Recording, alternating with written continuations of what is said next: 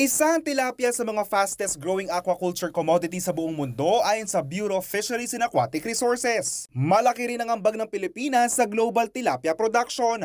Taong 2021, 4.80% ng kabuang produksyon ng tilapia sa mundo ang nanggaling sa bansa. Dahilan para maging top 6 major producer ito. Gayunpaman, nahaharap pa rin daw sa iba't ibang hamon ng industriya ng pagtitilapia sa Pilipinas, kaya mahalaga ang pagtutulungan ng pribado at pampublikong sektor. Kaugnay nito, muling idinaos ang National Tilapia Congress sa Clark Freeport Zone itong linggo, November 19, at tatagal hanggang Martes, November 21. Pinangunahan ito ng Bureau of Fisheries and Aquatic Resources o BIFAR. Dapat inclusive yung progress na mangyayari sa industriya. No? Lahat ng mga tao na involved doon sa value chain ay kailangan umunlad din sila kasabay ng pag-unlad ng industriya.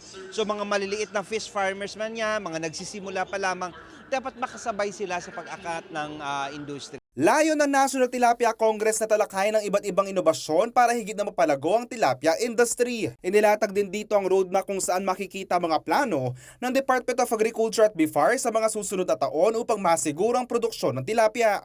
Ang roadmap ng tilapia industry ay naka-anchor on the value chain approach. No? Ibig sabihin from the point of production to marketing, then to post-harvest, magkakarugtong siya.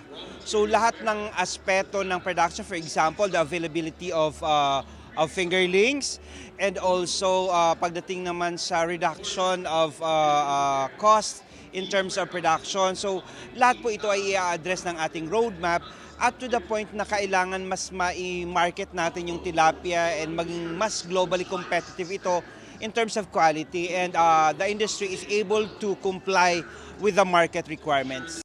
Samantala, nangunguna naman ng Central Luzon sa may pinakamalaking ambag ng tilapia sa bansa, dahilan para hirangin itong Tilapia Capital of the Philippines. 52% ang ambag ng Central Luzon sa tilapia production sa bansa at 80% dito ay nanggagaling sa probinsya ng Pampanga. So ganun na kalaki ang role at ang kontribusyon ng Region 3 pagdating sa tilapia. And our produce are being of course transported to different regions as far as Region 5. And ang ating mga regular customers naman yan, yung mga landlocked na mga regions like yung CAR, and of course yung Region 2, Region 1. Region 1 kasi ang marami sila bangos. Though ang Region 3, pangalawa rin naman sa bangos. No? So marami tayo. Bukod sa mismong isda, marami rin mga iba't ibang produktong gawa sa tilapia ay pinagmamalaki ng Central Luzon, gaya na lamang ng tilapia ice cream na makikita sa National Tilapia Exhibit. Isa sa mga innovations dito yung nakita nyo yung tilapia ice cream. No, it's product of CLSU at masarap siya. No, masarap. Available siya sa CLSU. And I guess there are branches na kanilang naitayo na. And aside from ice cream kasi, once a year during Fish Conservation Week, meron kaming pa-contest sa pag-develop ng mga products.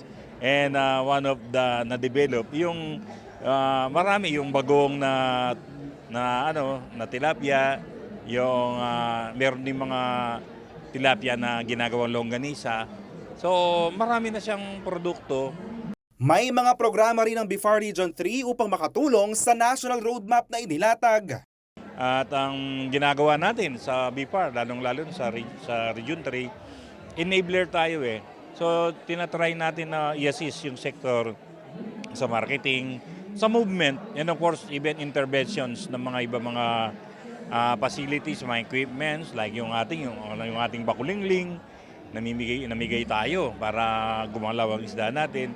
And even we even have aside from the training sa post-harvest, yung value adding, meron din tayong facility na pwede nilang gamitin para yung mga excess nilang isda ay hindi masira at maging kapaki-pakinabang in different form.